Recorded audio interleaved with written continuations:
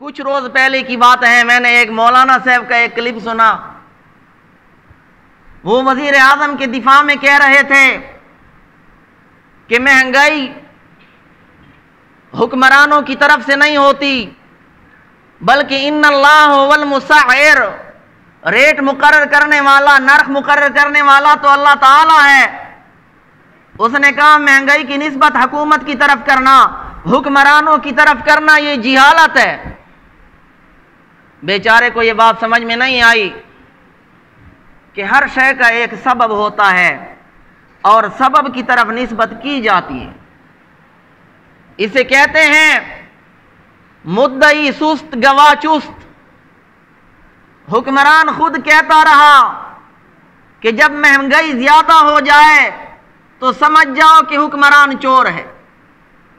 یہ اس کے دفاع میں کہہ رہا ہے کہ نہیں، مہنگائی کی نسبت ان کی طرف نہیں کرنی چاہیے۔ ہر شے کا ایک سبب ہوتا ہے، سبب کی طرف نسبت کی جاتی ہے۔ یہ قرآن مجید سے ثابت۔ بتوں کے بارے میں آتا ہے انہن اضللن کثیرا من الناس، اے میرے رب انہوں نے بہت سارے لوگوں کو گمراہ کیا۔ بت کسی کو گمراہ نہیں کرتے، لیکن بت گمراہی کے لیے سبب بن جاتے ہیں، تو نسبت بتوں کی طرف کی گئی کہ انہن اضللن کثیرا من الناس، کیونکہ سبب بنے۔ کوئی کسی کو قتل کرتا ہے، زندگی اور موت دینے والا کون ہے؟ اللہ تعالی ہے، لیکن نسبت کی جاتی ہے قتل کرنے والے کی طرف کہ فلاں نے فلاں کو مارا۔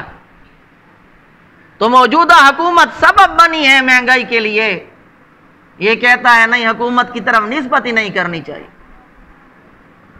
یہ ان اللہ هو المسعر کے مفہوم کو سمجھا نہیں، اور اگر اس کا خیال یہ ہے کہ اللہ تعالیٰ خود ہی اشیاء کی قیمتیں مقرر کر کے معاذ اللہ دکانداروں میں تقسیم کرتے ہیں، تو پھر مجھے کہنے دو کہ یہ جہالت میں ابو جہل سے بھی تجاوز کر چکا ہے۔ حدیث کا یہ مطلب نہیں جو اس نے بیان کیا، لیکن اس قسم کے ہوتے ہیں سرکاری مولوی جو کہ حکومت کا دفاع کرنے کے لیے قرآن مجید کی آیات میں اور آپ صلی اللہ علیہ وسلم کی احادیث میں تحریف کرتے ہیں۔